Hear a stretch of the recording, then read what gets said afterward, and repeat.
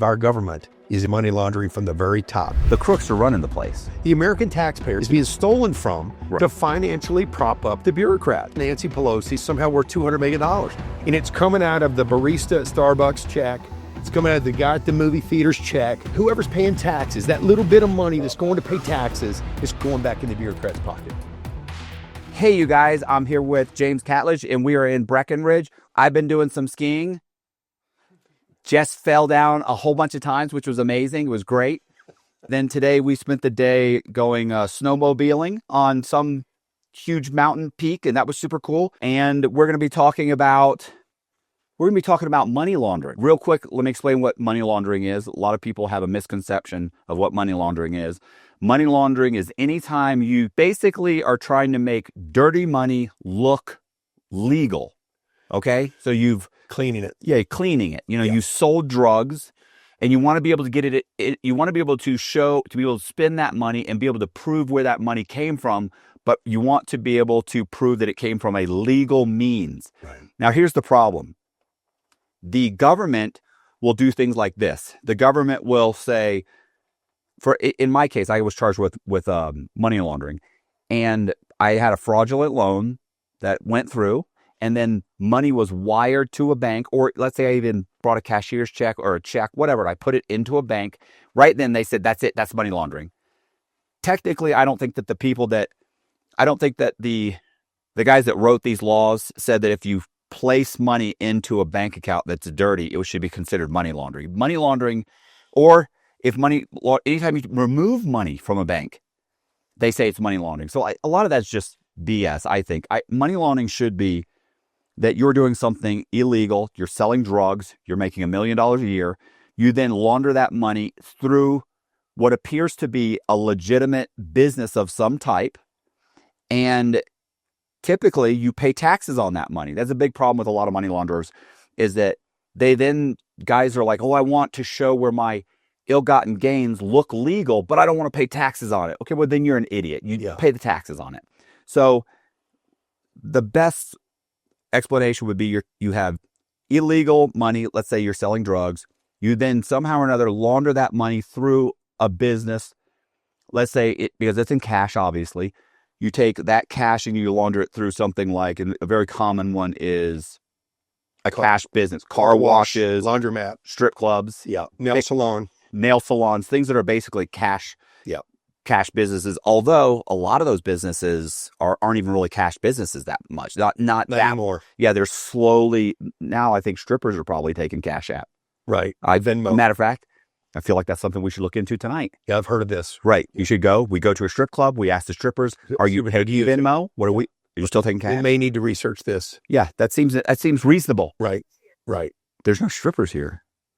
No. We should have looked into that before we came. Yeah, we set up camp in the wrong city. Yeah, we could be somewhere else right now had we known that. By the way, I like this city. Yeah. It's very quaint. It is very quaint. I think we're currently filming at 10,500, almost 11,000 feet. Yeah. How you feel? I feel lightheaded. I felt lightheaded since I got here. Right. It was horrible. You really did feel lightheaded. No, I did. I went up and we rented an Airbnb. Yeah. And in the middle of Breckenridge, it's beautiful here. Like, matter of fact, maybe Colby will throw up some pictures, depends on how he feels. But the whole time I've been here, not the whole time, it took about a day before it hit me. Yeah. And I had gone up and down the stairs once or twice, and then I just suddenly got woozy. Yeah. And I felt woozy ever since. And I've started to feel better today. It's been a couple days. I started to feel better today. Yeah. But I also took something. What did I take? Jelly beans. No. Wait. What? Altitude pills or something. Supposedly they were supposed to help. You know what I noticed? Here's what I noticed. When you got here, now this is unique to you. There's a lot of people here. We got our wives and girlfriends here. Right. And when you got here, you were dizzy and needed to sit down. And what I noticed, obviously, is the moment the luggage was unloaded, taken up the stairs, and everything put in its place, you seemed to be settled right in. But we're dizzy until Jess finished all that. Listen. Is it the altitude or is it work? There's 2 master bedrooms to this place. Right. And then 2 smaller bedrooms. Suites, right. Jess brought all the stuff up to the junior suite or whatever. 12,000 feet. And then we found out, hey, there's another master bedroom downstairs. Right. And she was like, oh, we got to move down here. And I was like, listen, man, I'm not moving all that stuff. I'm not getting involved. I'll sleep in that bed. I'll just sleep upstairs. So, but we moved it anyway. We did not move it. Well, Jess moved it. Jess moved it again. Right. Jess is a gangster. Like, He is a gangster. Jess is very, except for skiing. So if you're born in Florida and raised in Okeechobee, you can do a lot of stuff. Right. Skiing ain't one of them. Right. We had to come here to find that out. Listen, and also I'd like to point out, this is the first time I've ever seen my wife have a full-blown temper tantrum. On the mountain, full-blown, tears in her eyes, throwing skis, yelling at me. And I was like, hey, you need to calm down. Like, the domestic charge. We're halfway down a mountain. Yeah. You've got to calm down. She was like, and she calmed down. She got her ski. She was ready to throw the skis over her shoulder and just walk. Wow, I never let her live. I'd been like, ooh. But she didn't. She put the skis back down when another 20 feet fell, when another 20 feet fell, when another 20 feet fell. Right. And within 30 minutes, we were down the rest of the slope. So it was only Gangster. Yeah. Gangster skier. Takes a lot to take that much abuse. Right. Right. I'm talking about me. Say, I've got a thought. Money laundering. Money laundering. That was on your charge. Yes, they dropped it. Okay. And the way my lawyer explained it, I was like, what are you talking about, money laundering? She said, right. Did you put the money in the bank? And she said, you have millions of dollars worth of wires going to your different bank accounts that you were in control of. And I said, yes. She goes, that's money laundering. And she said, did you ever remove any of that money? I said, yes. She said, every time you remove money from that bank, she said, that can be a separate charge. Okay. So we know the dirty part. It's the mortgage fraud piece. What are you doing to clean it that makes it money laundering? What's happening to clean it? I mean, you're not really cleaning it, are you? Or maybe I never, you're not trying to clean it. I'm paying taxes on it. And first of all, a lot of these are in my case, I was able to show that these are mortgages or that we were making money on the sale of a property and reinvesting it into another property. Doing repairs. No. Well, no, buying other properties. Okay. So a lot of this, let's say you sell a property for $500,000 and you reinvest that money into a property for $600,000. Yeah. You don't pay taxes on the $500,000. You rolled it over. Right. It's unrealized gains. Yeah. I didn't make that money. I just reinvested it into another piece of property. I didn't spend the money. So that wouldn't be taxes. Correct. But now it's still laundered. Why were they able to give you that charge? I know they dropped it eventually. Right. But that was part of your settlement. I mean, because that's all it takes is did illegal gains go into a bank account? That's it. Okay. Money laundering. Okay. Did that money, and these could be two separate charges. Did you remove it from the bank? Yes. Oh, we could charge him for another charge. He also removed it. That's two charges right. Of money laundering. Okay. So eventually, because that money laundering charge was extremely high, and and they had so many other charges, and money laundering doesn't sound as sexy to them as bank fraud, because my investigation was going on in the middle of the financial crisis. Right. So they love to keep saying, mortgage fraud, bank fraud, financial fraud. And fit the narrative of the time. They just, they said, well, okay, we won't pursue that. Yeah. But in general, typically it's laundering money. There's lots of ways to do it, especially in real estate. Right. In real estate, you can go, it's so funny because I've said this before. I've said this many times when people have been like, how do you launder money? How would you do it? I was like, I do it through real estate. It's easy. And then I give them the example. And I would say, I'd go buy a house that is in need. Let's say if that house it's in a neighborhood that would, let's say, sell for $200,000, just to pick a number, $200,000. You can go buy a house in that area that's run down for $50,000. Let's say I buy it for $50,000. I then do $150,000 worth of repairs. Okay. But I'm paying all cash. Okay. I'm buying. So the roof goes on, it's $12,000. Here's $12,000 in cash. Right. The new floors are $15,000. Here's $15,000. The new kitchen is $20,000. Here's $20,000 in cash. Because every single guy that's going to work on every one of these guys that's going to work on this place, from the plumber to the roofer, is more than happy to take cash. Yeah. So you're paying them in cash. You dump $150,000 into it. You think, okay, well, Matt, you bought it for $50,000, you put another $150,000 in it. Yeah. You're going to sell it for $200,000. You didn't make any money. I'm not trying to make money. I'm trying to launder the $150,000, which I've done. Because when I buy it for $50,000 and I sell it for $200,000 3 months later, it's laundered. It's laundered, because what all the IRS sees is Mr. Cox, in January, he bought this house for $50,000. Now in May, he sold it for $200,000. Yeah. He made a profit of $150,000. It's laundered. That money has, so they don't see the $150 in repairs because I don't tell them, oh, I spent $150, so I didn't make anything. No. I tell them I bought it for $50. I painted the outside of the house, me and a couple buddies on the weekend. Yeah. I trimmed some trees. Market went up. I sold it for $200,000. And here's the great thing about real estate is that happens. Yeah. So they would be like, we can't prove anything. Yeah. He bought it for $50, sold it for $200. So the laundering is the $150. You're taking the $150 and cleansing it through the sale of that house. Right. Through those repairs. Yeah. I've laundered the money. Yeah. So now I sold it for $200,000. And here's the great thing. In real estate, you could take the $150, reinvest it into another property. You don't realize those gains. You don't have to pay it. You can just keep doing that until eventually you do start. There's no way to go forever. Right. Some point it catches up. Regardless, let's say I made $150. I don't mind paying a percentage of that to the IRS. I want to pay them because what I don't want to happen is for someday I get busted and they say, hey, you've got $3 million worth of stuff. We're taking everything you have. I want to be able to say, whoa. I've been buying real estate. Yeah.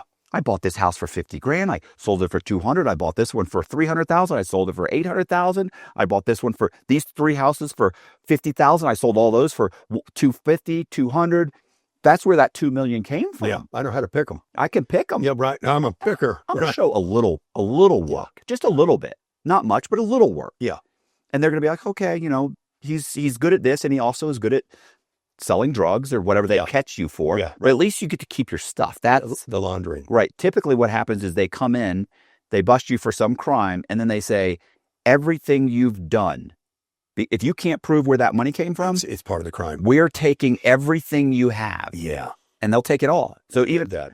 Right. Let's say you got say you have a Lamborghini and you say, no, I spent $50,000 of my own money on the Lamborghini. And they'll go, yeah, but the other $250 came from dirty money. We're taking the Lamborghini. You go, what about my $50? They go, oh, that's just done. Yeah. You're done. You're just screwed. Okay. I have a question about money laundering. And I thought it was a little more complicated. So you tell me, I may be wrong about this. Go back to the repairs, the $150. Right. Okay. You're paying this guy. That's a legit deal. You got repair guys willing to take $150 to do all the repairs. What if, this is what I thought money laundering was, and maybe it's another level where you tell let's say it's the plumber, hey, look, the job cost $8,000. Right. What I'm going to do is give you $5,000. You're invoicing me $8,000. You're giving me $3,000 back. I'm going to give you the $8,000 because you invoiced me the $8,000, but I'm getting $3,000 back. See, I thought that was money laundering where each of these repair guys, well, I don't understand. You're saying they over invoice me. And I give them the full payment, and we're doing kickbacks basically on every repair I do in the house. So I've got more cash, but I show them my books. $150 was spent to repair this home, but maybe it was $100 that was spent. But I get invoices for $150 to show IRS, whoever comes to look. Okay, well, I would think that's still money laundering. That's what I'm asking. But that's different. What you're trying to do is you're trying to remove money. You're trying to say, hey, keep more cash. Right. You're trying to say, I spent $8,000. Yes. They don't know, and you're trying to get money that the government doesn't know about. That's correct. That could be money laundering. That's also money laundering, I would say. I'm dirtying more money? Or maybe tax evasion. Okay. One of the two. All right. Yeah, I'm just trying, because I think this happens a lot. When I built a custom home, and I had an air-conditioned guy, well, it was a repair guy for the house, like a handyman. My ex-wife and I are at church, and he's going to fix we have 3 or 4 of these condensers. And he says, I'll get it fixed where you guys are at church. We're in Vegas. It's very hot. I come back and he says, the air conditioner's fixed. I had the guy come out. You lost the compressor, cost $1,000. You got it fixed. Well, I had a sneaky feeling that it didn't cost $1,000. Right. So the next day, it's a Sunday while we're at church. The next day, Monday, I call that invoice, the repair company, who my handyman had dealt with. And I said, hey, listen, appreciate you fixing the air conditioner on a Sunday. I know it was an emergency. I got your invoice here, but I can't read the number. Could you tell me what the number is on this invoice? He said $320. Oh, okay. So he's just stealing, right? That's not money laundering. Yeah, I don't think so. It's just theft. Yeah. Well, that was his last day with us, but right. I was wondering, because I think that goes on a lot, where invoices show one thing, but the real payment that's changing hands is another. So I always thought of that as money laundering. Yeah, I would think that it would be different if that was if you were the one who were going, and not let's say where I'd tell the air conditioning guy. well, let's say Yeah. you say, okay, well, the repair is going to be $500, and you go, look, I'm going to write you a check for $1,000, but give me $500 back, Cash. right? And then you could that's also money laundering, also because now you're trying to be able to show the government, hey, I've spent all this money, I have nothing left, but you've actually got $100,000 in cash that they don't know about, and you're not paying taxes on it because he just handed you cash back. Right. You know. Okay, I've got another money laundering question for you. I did some time with a guy. I'm not going to use his last name because I don't want him in trouble. Right. But this is a crazy story. Daryl. Okay. So Daryl and I are walking the track, and he tells me this elaborate story. So he's a white collar guy. He gets arrested, and now he's going to fight his case. Okay. And he spends a lot of years fighting his case. I don't know, 2 or 3 years. And he's got to take care of his family. Right. And so his lawyer basically is wanting to balance all of his accounts, brokerage account, if he's got an overseas account, whatever that balance is. And what Daryl does, and I don't know if this was the advice of his lawyer, I don't know if he just came up with this, and this is what he tells me. I just want to know your opinion on this, if it's even feasible. What Daryl does is he goes to a gold dealer. Okay. And not a pawn shop, but a guy that's doing gold coins or whatever. And he says to the gold dealer, hey, listen, I've got $1.6 million that I need to turn into gold. And the gold dealer tells him, where's the $1.6 million? And he says, well, it's in an overseas bank account. And he says, okay, what you've got to do is you've got to wire that money to my bank account, the gold dealer's bank account. Right. And of course, they're scared to death, right? And but he doesn't have a choice. He's got to kind of get this money out of the banking system. And so he sends the $1.6 million to the gold dealer. As it turns out, that happens to be that's a huge, that's a lot of trust. Right. I mean, in my mind, I'm thinking, do you know this gold dealer? Right. I mean, because to me, he could easily just say, go fuck yourself, because he knows there's something wrong with this money. Sure. Right. It's clearly something's up. And unless Daryl's the kind of guy who's going to show up there with a couple of other guys. Well, Daryl's a legit guy. I mean, I only know him from the inside, so I can't speak for his outside activity, but legit guy on the inside. So he's probably not going to do anything. He's probably just going to think I just lost 1.6. Well, yeah. He did, because I kind of asked that question, right? Like, my God, how well do you know this fellow with the gold? And so he tells him, and then he instructs him quite specifically. He says, listen, we can distribute to you Canadian Cougar Rants. We can do American Gold Eagles. And the Daryl and the gold dealer decide that American Gold Eagles are the most liquid way to deal with gold. Not bars, it's hard to move around with a bar, but liquid. Apparently, they come, and I've seen these before, but they come like in a tube, and I guess there's 20 in a tube, and they're capped, and it's heavy. And so if you can imagine 20 ounces of gold today at $3,000, I mean, geez, we're talking a fortune in a tube. Right. Well, when he does send the money, he ends up wiring the money. Daryl apparently gets a call and says, hey, the wire cleared. I've got the money in the business bank account. Why don't you come down and let's talk about the way you want to receive it? He goes, well, we got a lot of choices here. I've got a safe. I've got a vault. I've got different types of coins you can pick from. And so they end up settling on the American Gold Eagle. Okay. And he ends up leaving the gold dealer with, he says to me, a briefcase he almost couldn't carry. It apparently went, I'm so fascinated by this. He said, when you open it up, there's these styrofoam fillers in these holes where you put the tubes. And apparently, I don't know, it's 8 or 10. I lose track of what he said, but it's 8 or 10 of these tubes of 20 ounces each in this briefcase. He says, that doesn't hold $1.6 million. That briefcase got like $1 million in it. So he's got to have 600,000 more in a different briefcase. Now, we're not talking a Samsonite. Right. This is a American Gold Eagle red case that apparently, if you and I go to buy gold or something and we had enough money, this is the way we would receive it. Right. Official printed from the U.S. government, American Gold Eagles. Well, he's got a case and a half of this stuff, and the guy helps him. He puts it in his car. He says, literally the back of his car sunk down when he put it in there. It was so heavy. Right. And apparently for the next few years, 2 or 3 years, however long he was on pretrial, he would go to this gold dealer, 1 coin, 2 coins, 4 coins at a time, whatever the price was on the screens, this fellow would give him cash, and he literally lived like this for 2 to 3 years because he had no income. So he gave the gold, the coins back to the same guy. Same guy. Okay. Yeah, because he knew he would deal with him fairly because he trusted him because of the wire and the way that all went down.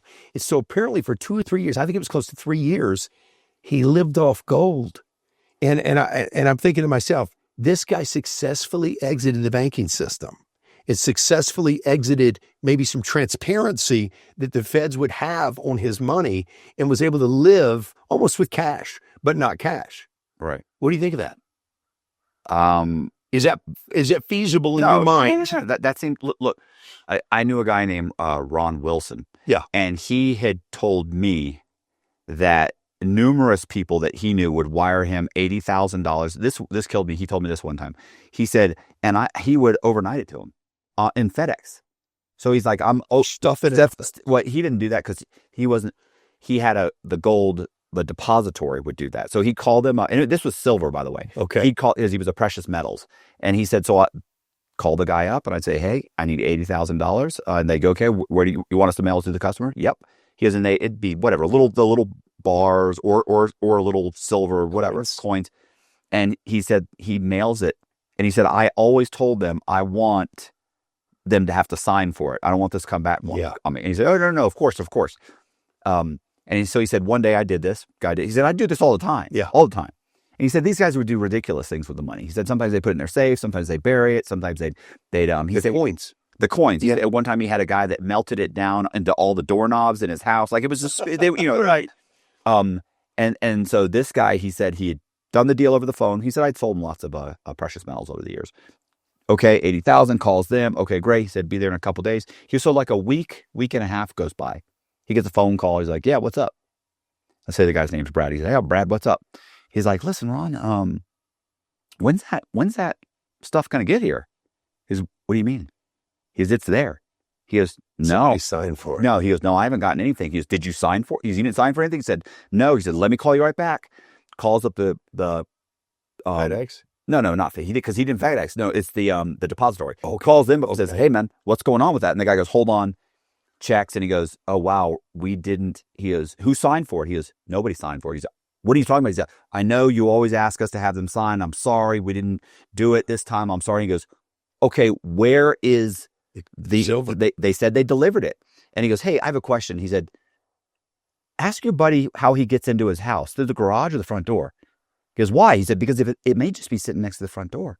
He calls the guy up. He goes, listen, how do you get in your house? He goes, I go through the garage. He goes, you ever been to the front door in your front door? the last 2 weeks? And he goes, no. He goes, go look at the front door. So the guy actually had how you have your door. Porch. Guys will have a screen door. Yes. He had a screen door. The FedEx guy put the $80,000 between the door and the screen door and closed it. So he said when he opened the door, it fell right there. He'd been there for 2 weeks, almost 2 weeks. Unbelievable. Sitting there, $80,000.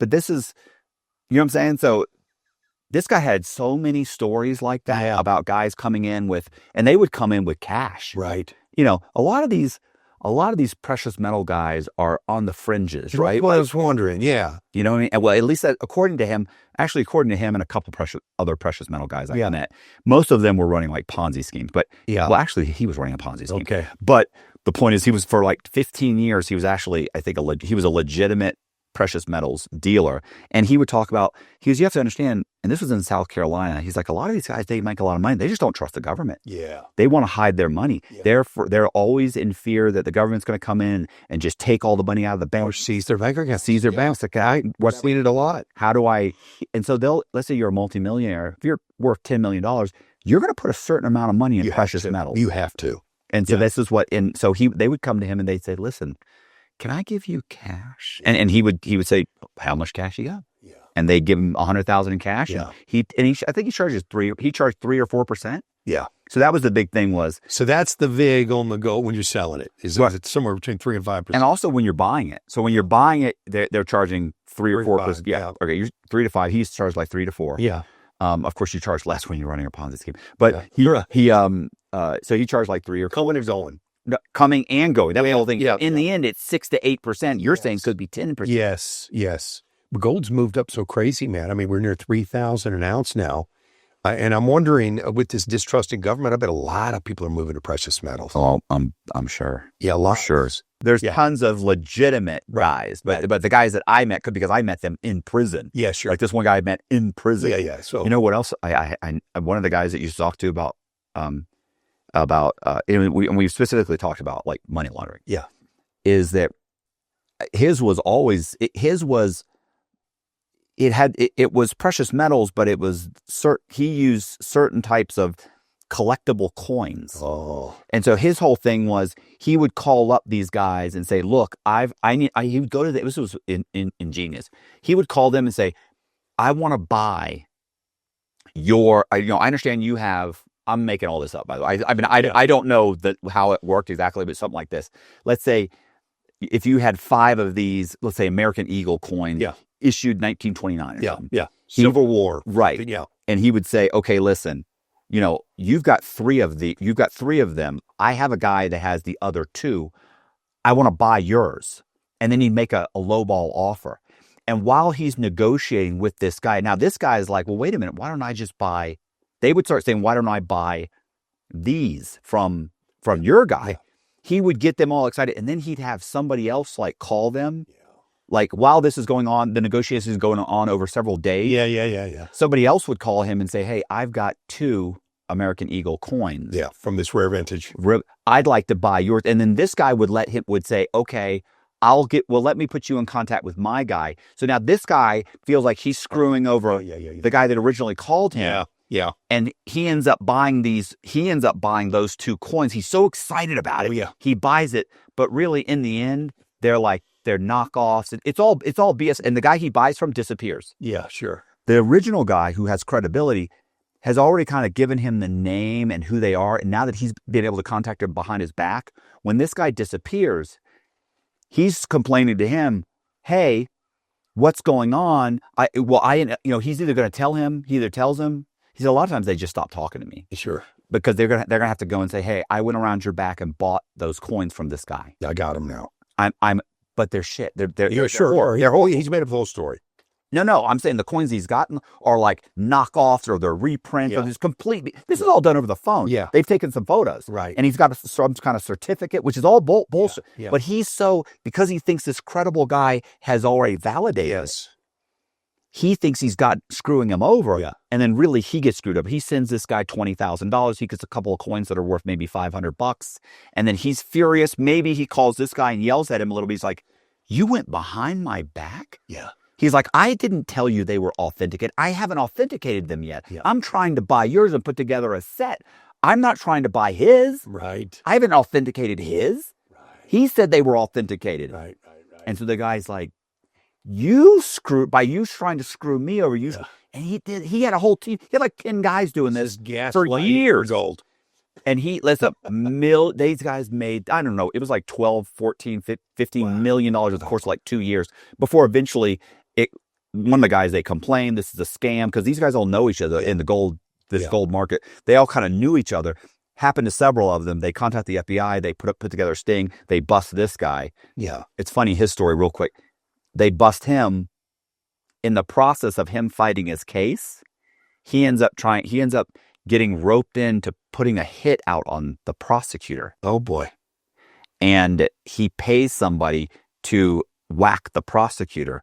And so he really, the one crime would have been 5 or 10 years. Sure. He was doing 30 when I met him. Yeah.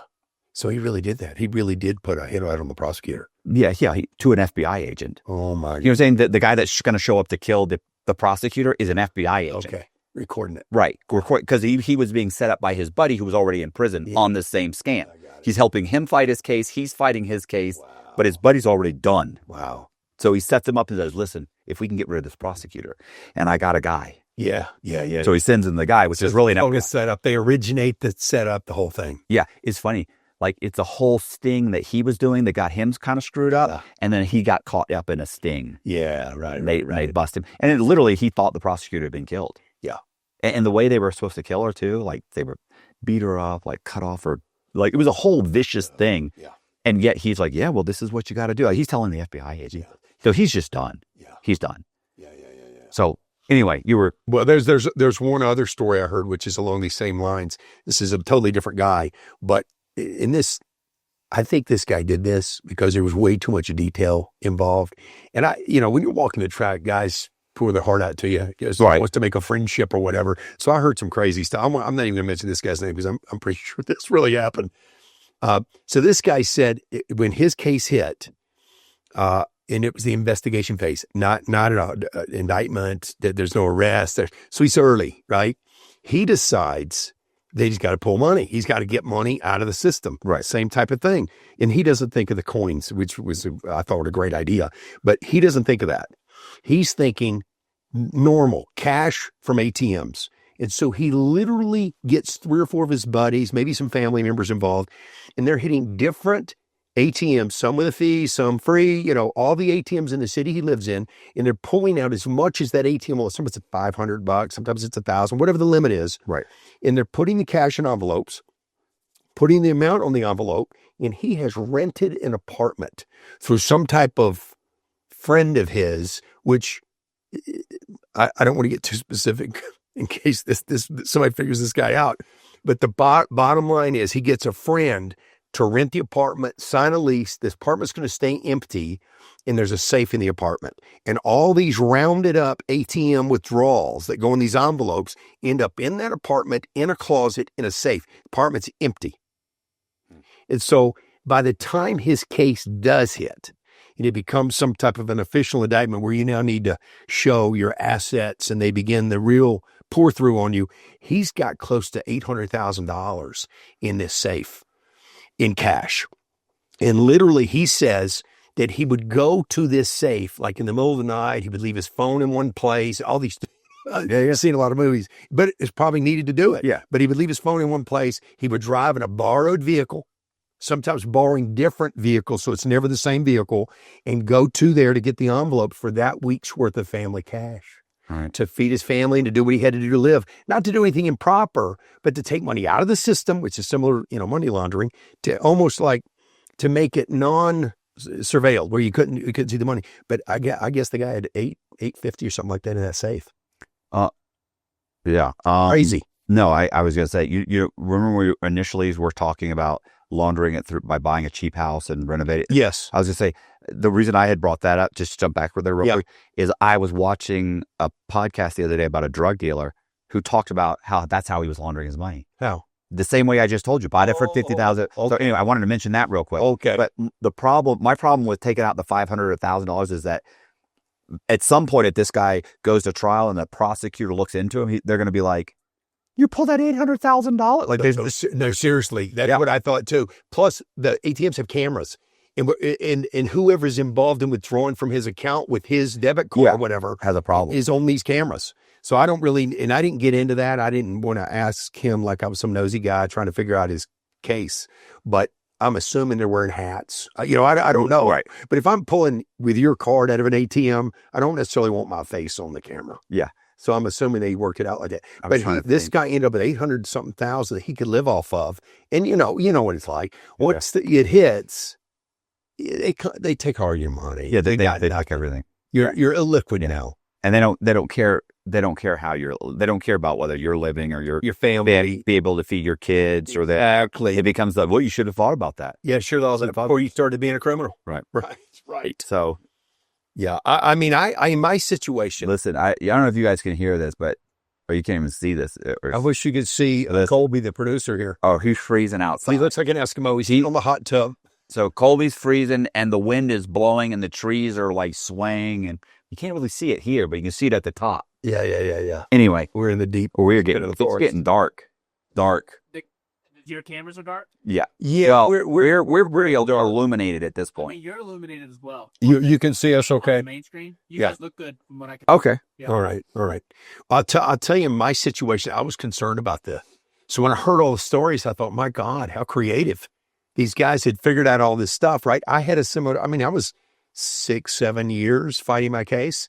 I had to go back almost like a beggar to some people that I had worked for in the past because I was running a big company. They're wondering why would you need to do anything? Yeah. Why are you coming? So why are you coming and taking a menial job that's beneath you? That's You should be running this company, not That's literally. So I had to go back to some mentors of mine who were generous enough to give me consulting gigs inside their company where they found some value in what I could provide them.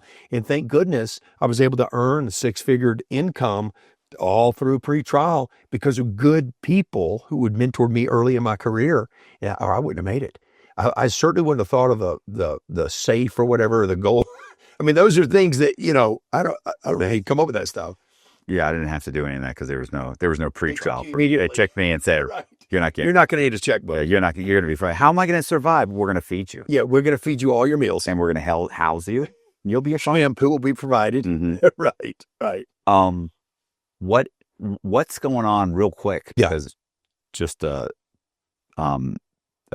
we had talked about this earlier, where Trump had what did he do? Commuted someone's sentence. Oh yeah. You're talking about the lady? Yeah. Okay, this is great news. I think all the pardon czar, and I don't know if they're called a czar in every administration, but Trump He likes czar. The czar's a powerful word, but he has identified a commuted felon who did 20 years in prison, an African-American lady who did 20 years in prison with the help of Ivanka and Jared Kushner.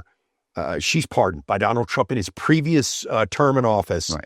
So she had been working with him behind the scenes because he wanted to better understand what inmates go through, or to understand. He, of course, did the first step. Of course, yeah. Well, not just that. He probably thought there's a chance here. Well, true. There's a chance he may end up. You're right. Like, I hadn't even considered that, but you're right about that. Because, I think I mentioned this to you before. I had a guy, this was a few months ago, that had, he'd gone to trial, white collar criminal, gone to trial, lost, was about to be sentenced between like 5 and possibly 20 years. Like the government's trying to give him 20. He's trying to say 5. And I was flown out to Vegas, spent 2 or 3 hours with him. Remember this. So these guys fly me out. I spend a couple hours with this guy, and he's concerned about all kinds of, because keep in mind, all he's ever seen is locked up, he's Shawshank Redemption, all these New Black. Orange is the New Black. Exactly. He's thinking that there's going to be stabbings. He needs a tattoo. He's already saying like, how much am I? He's thinking, why wouldn't I just we're like, look, guys, they might come to you. They might try and shake you down for protection money. Should I bujitsu? Right. I don't know what that means, but he's saying they might shake me down for they might he's like, so guys are going to have to pay protection money, that sort of thing. Right. And we're like, right, but you're going to go to a camp. Yeah. At worst, you're going to go to a low, and there may be guys that will try. And so I have to explain to him. He's already like, well, why don't I just pay? Why don't I just? No, you're not paying. So we're trying. We had to really break down everything. So I'm like, don't talk about your case. Don't go in and say, I don't talk about my case because you're a clean cut white guy. They're going to think you're a sex offender. Yeah, right. So you just say, look, I'm here for, and you give them the charge, and then say, that's all I'm really going to say. Like I ran a company. This is what happened. Give a very, very brief, and that's it. Do not get into specifics. Yeah. The guys are like, I don't talk about my case. Well, that's not you need to be able to say, hey, here for bank fraud. Why? Well, they say I robbed a couple of banks. That's really all I want to say about it. Oh, okay, cool. Or bank robbery. They say I robbed some banks. Or bank fraud. They say I committed fraud. That's all I'm saying. Yeah. So we spend hours with them. So I'm thinking if Trump was talking to this woman, he may have been talking to her like, hey, what if he may be thinking, because you'd be shocked how many high-profile white-collar criminals, not that I think Trump's a white-collar criminal, but if he had ended up having to go to prison, these guys are concerned. What's it going to be like? Sure. Oh, I did. I was concerned. I sought out help from everybody. I never really thought, even no matter what, listen, whether you think he's guilty or not guilty, I never thought he was going to prison because I thought, could you imagine that? Do you know how hard it was for Martha Stewart? Nobody wanted to take her. Yeah. Every warden was like, we don't want her. Don't send her here. They didn't want to deal with the press and imagine this person has to be safe all the time. Right. Because I'm going to get blamed if they get stabbed or hurt or killed or just shook down. Yeah, Even if it's just like, hey, you want to make sure you don't get hurt, bro. You better send my people $1,000 a month, whatever it is. Right. They wanted to make, they're going to be like, I can't, this is not going to end up good for me. So I never thought they were ever going to really probably send him to prison. Yeah. I always thought it was going to be something like probation or ankle monitor. Can you imagine?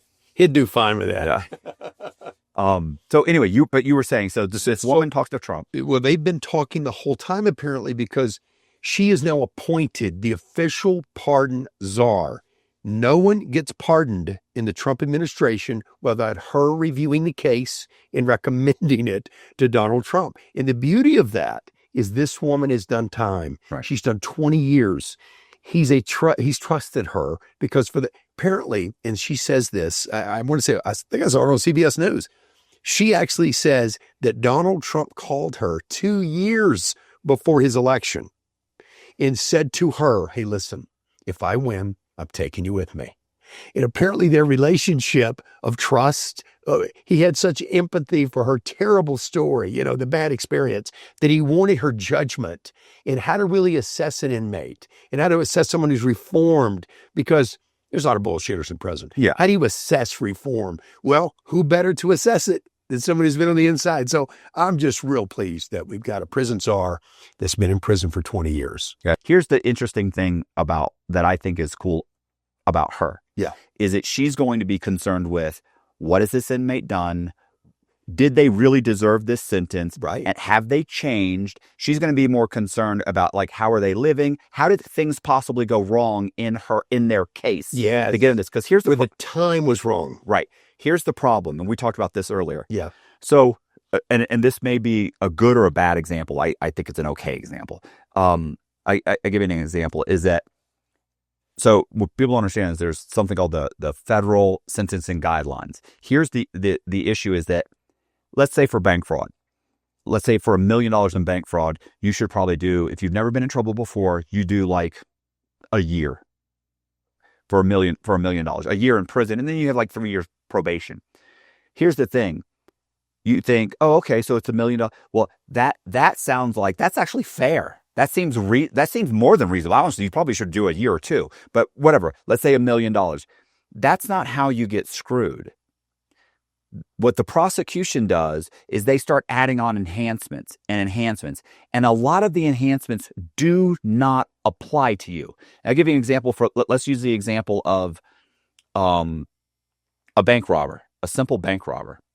If you go in with a note on a bank robbery and it says, give me the money and nobody will get hurt. Now, that's just kind of a phrase. Let's face it, it's a phrase. You probably shouldn't have phrased it that way. But the truth is that you're really just saying, give me the money, right? I don't want to hurt anybody. Or you say, I don't want to hurt anybody, or give me the money, or don't, whatever you say in that, that if you hand that note to the teller and she gives you $5,000, you're probably looking at doing 3 years. Here's what the problem is. What'll happen is, if you say you give her that note and then she gives you the money, and then let's say she's not moving very fast, and the guy goes, back up, back up, back up. And he reaches over and grabs the drawer and dumps the drawer, and then he leaves. Here's what a prosecutor will do. There's an enhancement for kidnapping. And the definition of kidnapping is so liberal that if you simply move someone from one point to another, just by directing them. Controlling my movement. Correct. By controlling their movement, then that's kidnapping. So now this guy who should have got 3 years. Oh, by the way, even if the note said somebody's going to get hurt, I'll kill somebody, it could just say nobody will get hurt or give me the money, something very benign. If the woman or the cashier, because it could be a guy, yeah. Or the teller says they felt threatened, then they can say you, through force or by threat, you got the money. So now think about it. You gave him the note. You told him, back up, back up. Kidnapping. You're going to be charged. I think you should be charged with, because this is really how they wrote those enhancements. Yeah. They typically make them very, very, they give the prosecutors a wide berth so that they don't miss somebody that should have gotten. But that's not what happens with the prosecutors. What the prosecutors do instead is the prosecutors say, no, we're going to give this to everybody we can give it to. So here's what they do. Instead of looking at it and thinking, you know what? When they meant kidnapping, they meant by grabbing this person and moving them into a room and locking the door, or by taking them with them and putting them in a van, or by zip tying them and moving them into something. Ransom. Yeah, something really, really Kidnapping. by kidnapping, what everybody thinks of kidnapping. Right. Not saying move back, and she steps back 3 feet. Yeah. That's not what they meant by kidnapping. Right. The law. Right. So here's what happens. I give you a note. They give me $5,000. I leave the bank. I should have gotten 3 years. Instead, For bank robbery. Instead, what you get is that you committed a bank robbery under the threat of force, right? And you scared this person and you told them to move back. They also charge you with kidnapping. So now you're looking at 20 years. Yeah. Think about it. 20 years. And then they'll tell that person to get on the stand and they'll say, look, you were in fear of your life, weren't you? Yeah. We need you to get on the stand. We need you to tell the judge you were in fear of your life because you were in fear of your life, weren't you? And you know what they say? They're talking to a prosecutor. They go, no, I was scared. Well, we need to make sure you say you were scared. You were in fear of your life. You were afraid of this man. And then he told you to get back, right? He moved you. That constitutes kidnapping. Yeah, we forced you. What we want to make sure, they'll tell them, because otherwise he's going to walk away. Yeah. He's going to get probation. Yeah. They already know you're going to get 3 years. They lie to the witness. The witness then says all of these things. The judge gets upset because she's on the stand upset and crying about how listen, I've heard this before. I use this example. My buddy Zach stole someone's identity and stole their credit card and used their credit card. And I think only spent a few $100s on the credit card. The woman got on the stand and said she was so overwhelmingly upset by the experience that she was pregnant and she had a miscarriage. First of all, she had to make 3 phone. So when Zach's lawyer goes up and says, "What happened?" Well, she was notified by the credit card company that someone had stolen her identity and used her credit card. She said, "Yes, that was not me. I didn't do that." So guess what? That was one phone call she had. Then once she called back and said, "Are you going to take it off?" They said, "Well, yes, but you have to provide us with a police report." She got the police report. She emailed it to them, called them and said, "Did you get it?" And they said, "Yes, we'll go ahead and take it off." She made 3 phone calls and got the $400 or $500 taken off. But she was told by the prosecutor, this guy's going to walk away. So we need to make sure that they understand how you felt and how upset you were. And then she suddenly says, "I was pregnant. I had traumatized." And now, I'm not saying that it's not a traumatizing experience, but for you to try and put a miscarriage on some guy who bought some credit card numbers, and put it on a card and then ran it and bought some stuff and walked out of the store. Like, she was never attacked. She was never threatened. Yeah. She was never she never met him. She made 3 phone calls and got it taken care of. Like, this person is not the vulnerable victim that she made herself out to be. And what I'm saying is it's the same thing with the guy that walked in the bank and he robbed the bank, should have got 3 years. Instead, he gets 20. Yeah.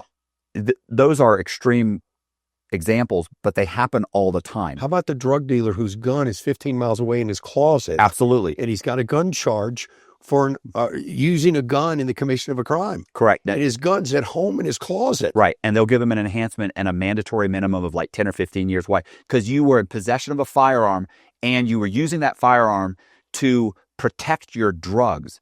My firearm was 15 miles away. In my closet. Not involved. But does it matter? Yeah. You're a convicted felon in possession of a fire. So these are the kinds of things that the prosecutors do. Yes. And listen, I can go on and on and on with every examples. case has them. Right. I'm not saying that. So this is the problem: is that most people, when they think someone got pardoned or they got clemency or they got their sentence commuted, or they're thinking it's a freebie. Well, no. What they think is he was innocent. Oh yeah. Oh, he was innocent. That's not the case. Yeah. And a lot of problems is that a lot of Americans think this too. Here's what they think. If you say, "Oh, well, I robbed the bank," and they go, "I got 20 years," and then they say, "Oh, well, you deserved it. You got 20 years. You robbed the bank." You go, "No, I robbed the bank with a note. I said, hey, give me the money. No gun. I had no gun. I gave them a note. They gave me $3,000. I walked out." Yeah. And then they say, "Yeah, you got 20 years for that?" Yes. Now, the problem is a lot of them. And some people will be like, "Oh, well, you get what you deserve." But they do that until it's their taxes. Yeah. And they've been claiming something on their taxes that wasn't right, that wasn't real, or they're lying about this, or they get charged. They get charged with something. They get pulled over, and there's a gun in the car that has the filed off. Yeah, the serial number filed off that they didn't know about. It was one of their son's friends who stuck it under the seat. And now they don't. Card app, an exaggerated income number. Right. Yeah, exactly. Like there's so many things. Crimes. Right. Or they get a DUI and they say, and then you got a DUI. Oh, you're going to have to do this and this, and it's going to cost you $10,000. They're like, I had a couple of drinks. I was fine. I wasn't speeding. I wasn't this. Everybody can justify their own situation. Right. So the point is that I'm not saying these guys shouldn't go to jail. I'm saying that at least this woman, unlike most of the previous attorneys who have never been in trouble before. Right. I can't stand the idea that it's some attorney who's never been in trouble before. Is the pardon czar. It would be somebody who would look at my thing and my stuff and say, oh yeah, he deserves 20. And not let him out. No, he's a bad guy. No. Wait a minute. I'm not. Most of these guys aren't saying, hey, I didn't rob the bank.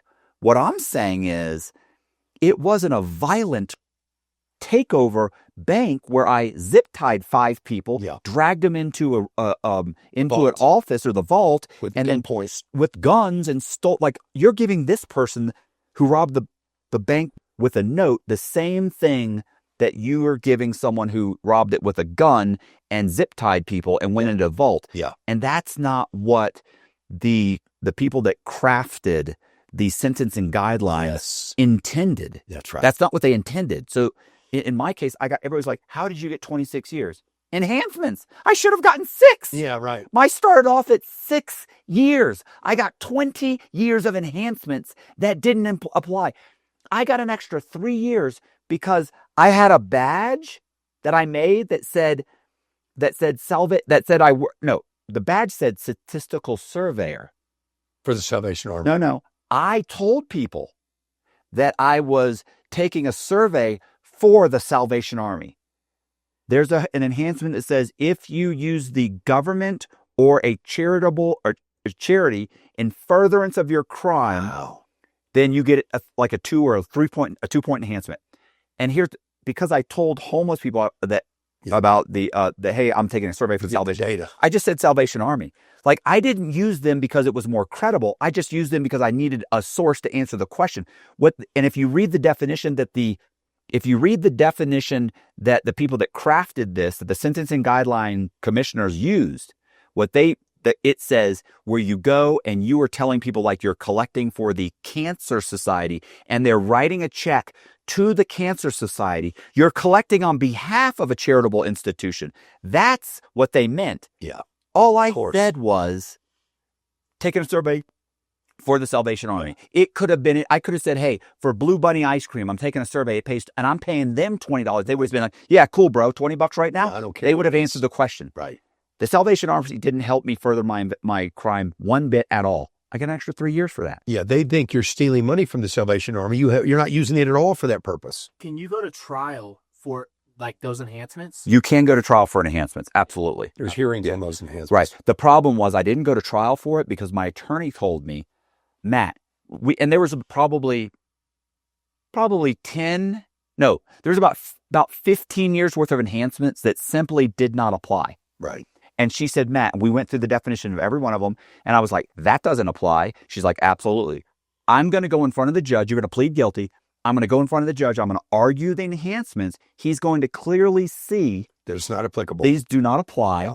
And he'll take those enhancements off and you're going to end up with about 12 years, which I thought was appropriate. Yeah. I figured I deserved about 10 years. Yeah.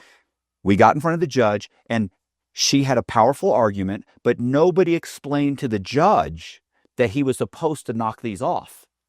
Oh, so she loses all the arguments. Now, granted, I'm looking at like, yeah, there's no way, like you'd have to be an idiot to think this applies. Right.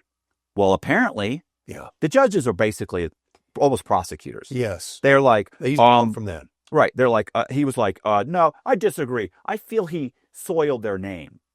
That's not what the definition says. Soiled. Doesn't say that at all. Doesn't say anything about soiling their name. Right. And he said, no, I disagree. Boom. There's an extra 3 years I got. Another one. Bam. Listen, and some of these enhancements were So insane. Wow. And I've said this before. I'm going to give you an example. So when they're counting up victims, they're counting up I'm looking at the list of victims. They're trying to get over certain, like if you have more than 5 victims, you get like, well, you have more than like 10 victims, you get like a 1-point enhancement. You get, and then it goes to like 25 victims, you get like a 2-point. Then it's after 50, you get 3 points, right? And every other point, it's not like an extra 6 months. Your first enhancement's like 6 months. The next enhancement's like 8 months on top of, so now it's 6. You got 6. The second enhancement is 8. The next one is like 11. The next one is like 15. Yeah. The next one's like 18. Like they keep going up by bigger and bigger. It's exponential. Right. So one of my enhancements was, and then we'll get off me because everybody in the comments is going to be saying, "Oh, it's all about you, Cox." I'm giving, these are just examples that happening. Sure. These are firsthand examples. That's all. I could be using somebody else. This is why we want a border czar that's been. This is why we want a border czar prison that understands how you can get screwed. Yeah. And I'll give you an example. So here's what they said. They said, "We're counting your victims." And I looked at the victims and I went, wait a minute. And my victims were just over 50 victims. And I went, wait a minute. You're counting some of these victims as multiple victims. They said, what do you mean? I said, keep in mind, this is all banks. Yeah, institutions. I said, you're counting, there used to be a bank called Countrywide. You're counting, I did some day, I hit Countrywide quite a few times. Okay. So they were like, I was like, okay, you're saying Countrywide Home Loans is one victim. They go, that's right. You're saying Countrywide Bank. You got another number here for Countrywide Bank. That's another victim. You got Countrywide Financial Institution as another one. Yeah. That's 3. It was actually 4. Same company. Same company. You got 4 different, because there was another one was like Countrywide, like home equity lines of credit. I said, that's 4 different Countrywides, but it's actually just they're all owned by Countrywide Bank. Yeah. It's just one thing. It's Countrywide. And they went, absolutely, that's not the way it works. And my attorney's like, yeah, that's not how it works. It's every institution is a different victim. And I was like, tax ID numbers. Right. And I was like, okay. I said, okay, well, that's fine. So then they hit me with an enhancement that said, if you borrow more than $1 million from one financial institution, you get an extra 2-point enhancement. And I looked, I said, okay, well, wait a minute then. Here's the problem. You guys are saying that I borrowed $1.5 million from Countrywide. I said, but guess what?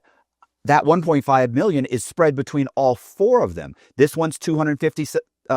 This one's $750,000. This one's $500,000. This one's, and I said, so it's one or the other. Either it's one financial institution or it's 4. And they said that. And the prosecutor got like yelled at me. She yelled at me several times. Yeah. That's not the way this works, Mr. Cox. That's not. You borrowed more than from Countrywide. I said, yeah, but you're saying Countrywide is 4 victims. 4 separate companies. Now you're saying it's 1. Right. You're bending the law Absolutely. to meet whatever, however much you can jack the guideline up. Absolutely. And here's the problem: is that You have no leverage. I have no leverage. I play good. My lawyer's sitting there going, leverage. they can do that. They They can do that. Yeah. They're the government. Listen, I could give you a couple more enhancements that it's the same thing. Every one of them is like, are you fucking serious? Yeah. At There least, needs to be reform there. right. At least this woman will be able to go in and say, look, this guy, he's done 10 years. Yeah. He's looking at 25. He's not saying he didn't do it. He's not saying he's innocent. I did background on his case. We're not looking for DNA. Yeah. Our problem here is this.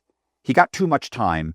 And most of the time, you got too much time because of these enhancements. Absolutely. Did you know I got an extra 1 level because I committed a crime while I was on federal probation? An enhancement. An enhancement. By the way, after I've been locked up about 10 years, they went in front of the Supreme Court and they dropped that. And now you can't give someone an extra. Oh, very good. It's just because they were on probation, you can't give them an extra because they're already going to Crime is a crime is a crime. Right. You can, just because he was on probation and Yeah. committed another crime, you He can't could give have him been on the moon, but yeah. you can't give him extra time. Yeah, He's right. already got, because here's why. You're already going to give him an extra level because it's for criminal history. Yeah. Now you're giving him another level. Yeah. You found a way to stretch it. I got charged with that. Yeah. I never got that taken off. Yeah. Do you see what I'm saying? Yeah. This woman would be able to say, listen, She understands it. like, I'm not saying let this guy out. I'm saying he's got 25 years. He's done 10. He should have been sentenced to 15. Knock off 10. Yeah. Right. But lawyers don't tend to do that. No. And they may not even understand these guidelines like you do Right. or like she will. Right. Yeah. You know what I love about Trump doing this?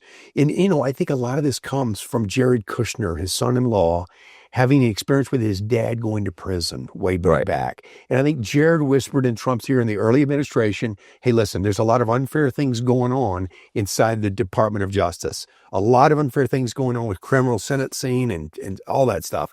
And I think that's why we got that First Step Act. He's the one that put that bipartisan law into place. I think Trump's his first term, where he wasn't behaving the way he is now. No, that's right. It was new. It was all new. It was new. He wasn't doing. He was trying to kind of play a little bit of ball. I want to do some things. I'm going to do stuff. But I think that whole time he was holding back, thinking, "Oh, when I get my second term, I'm going to turn into a fucking maniac, and I'm going to go ahead and I'm just going to gut this entire system. And in 4 years from now, I don't think the country will be recognizable. I don't either. And unfortunately, and I know a lot of people are going to be upset by this, I can't wait to see it. Yeah. Please disassemble it. Yeah. Because there's so much waste. Yeah. It's absolutely ridiculous. And that thing it's not set up for the American people. It's set up to serve the bureaucrat. Right. The whole system's set up to serve the bureaucrat. Right. The American taxpayer, whether they know it or not, is being stolen from to financially prop up the bureaucrat. Right. That's unfair. I want to get into Nancy Pelosi's net worth.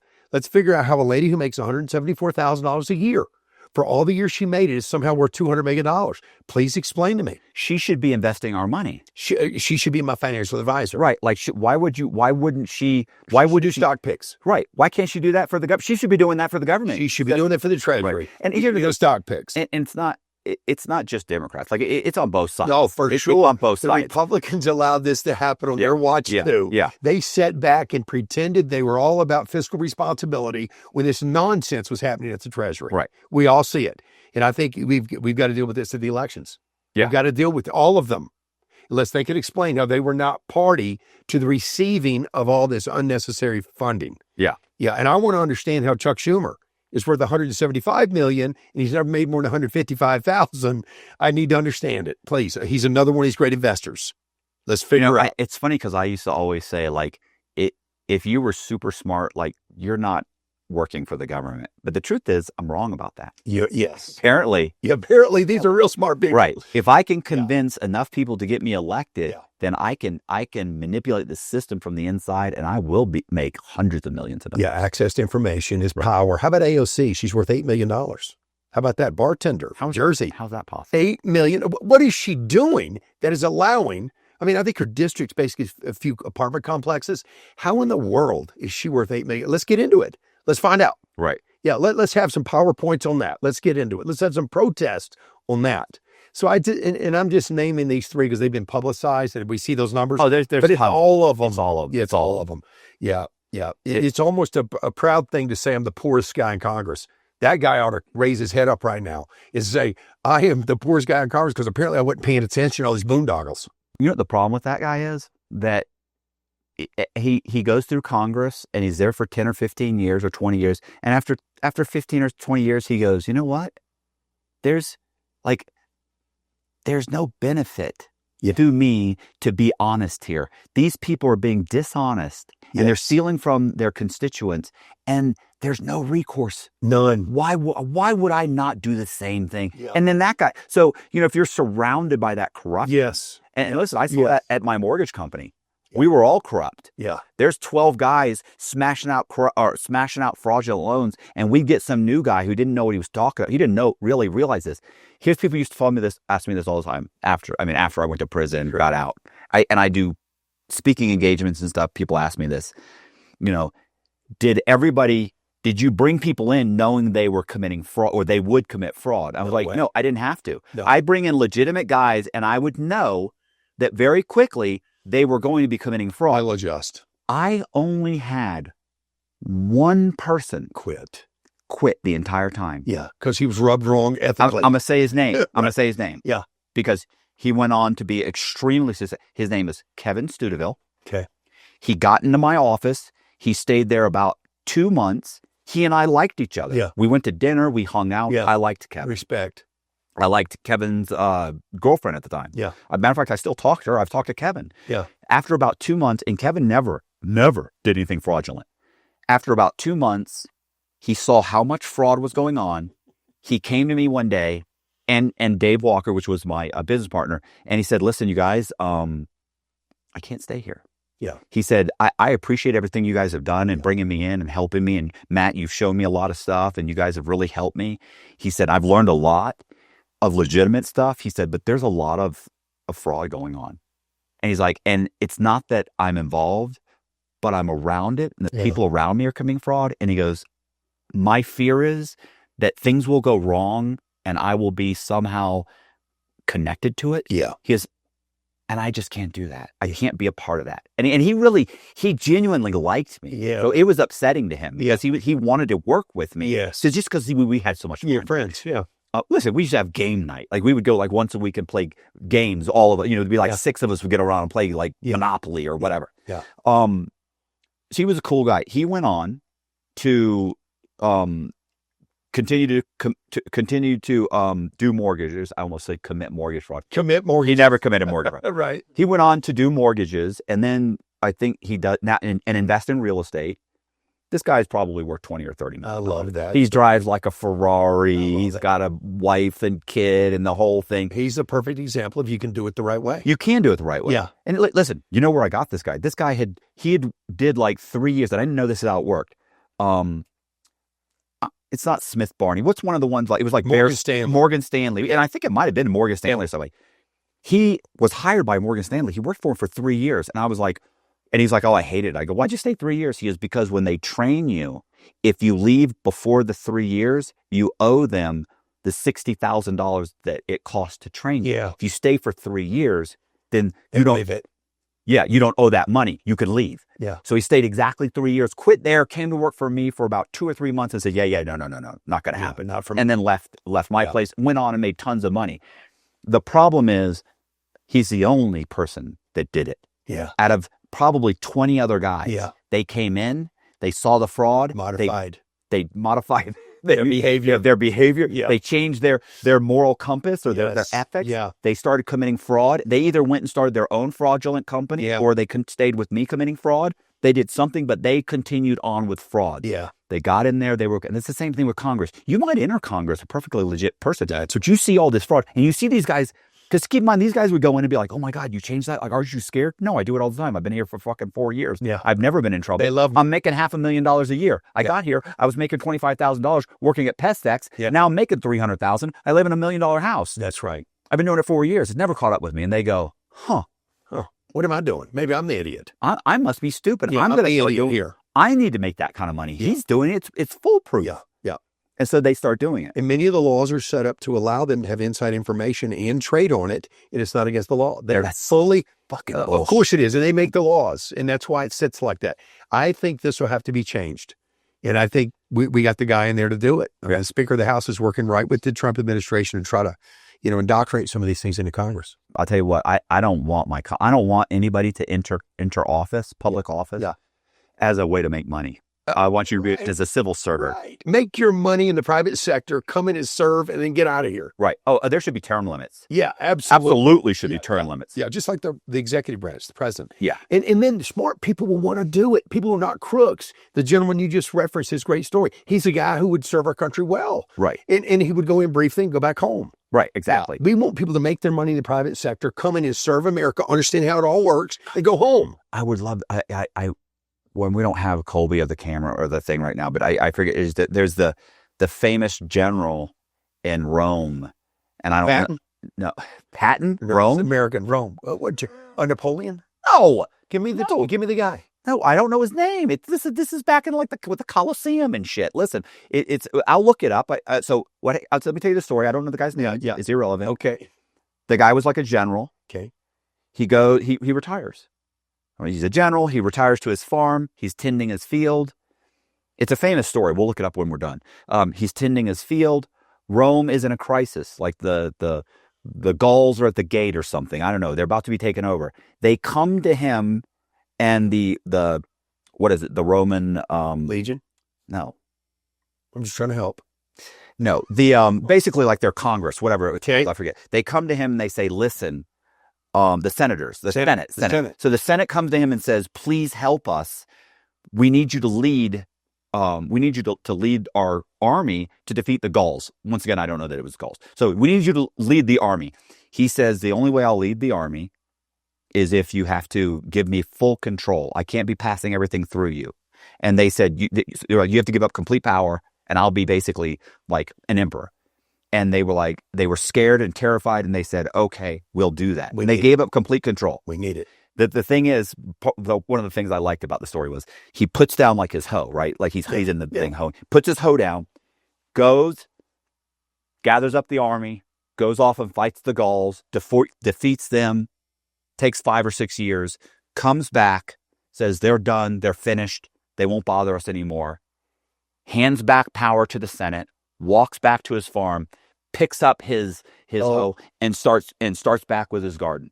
That's it. That is the guy that you need. That's the what person we're looking for. The guy that doesn't want power. Yeah. He just wants to retire. I just want to hoe his garden. Right. But he probably shouldn't use hoe. Yeah, right. Rake. Is his name Lucius Quintius Syntetius or something like that? Good. We didn't come up with that. Quintius. Is that the story? Lucius. Anyway. I love it. Struggle to defeat. Sintius was summoned from his plow to assume complete control over the state. I love it. Yes. Plow. That's what we're looking for. Yeah. That's what we're looking for. Right. That's what America needs. Yeah. People willing to get off their plow and actually serve America. We need some Luciuses. Yeah. And I think that's what's going to happen at the upcoming elections. It's got to.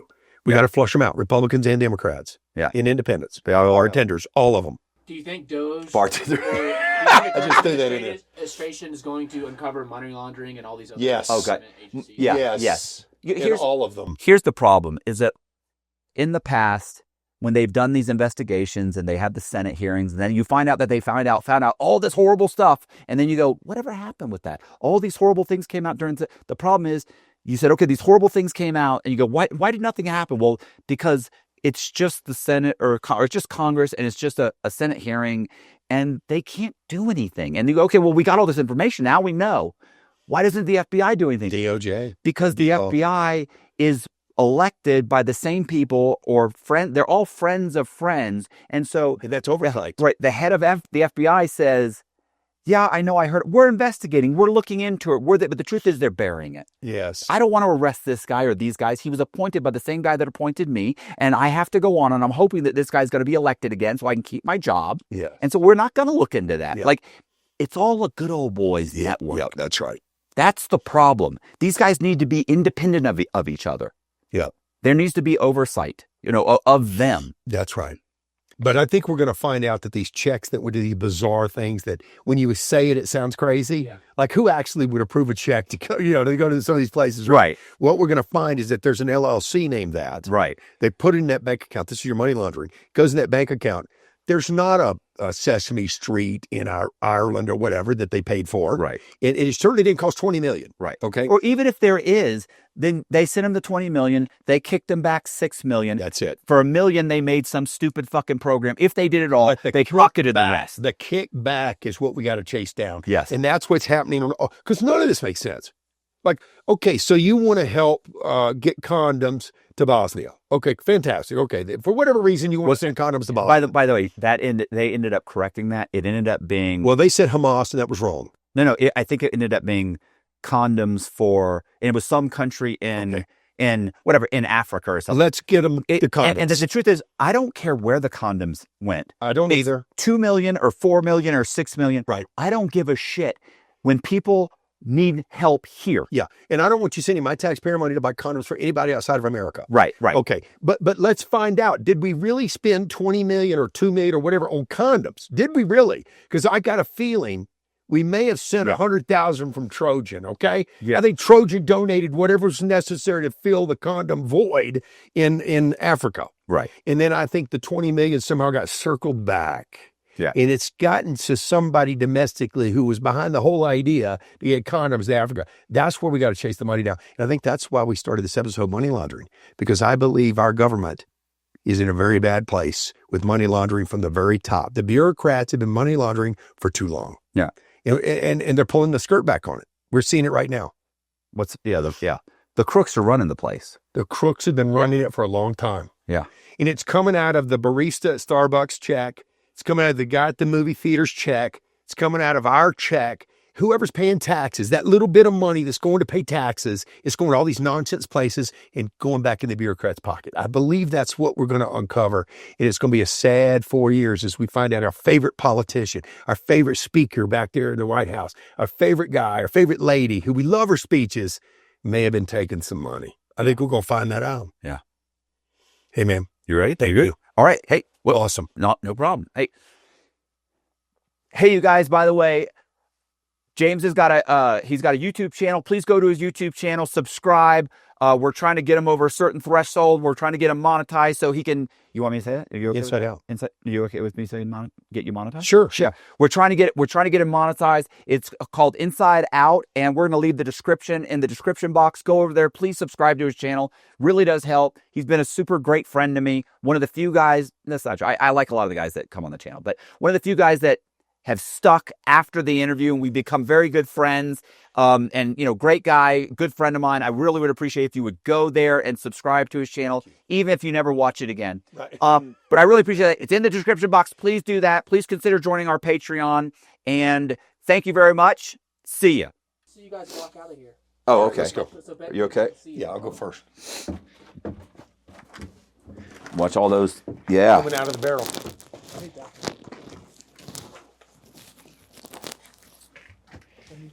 So you can see that we were in a barrel. Yeah. Oh, Let's my just gosh. stand there in the front. Yeah, stand in the front. Yeah, we'll stand in front of the barrel. Yeah, front of the barrel.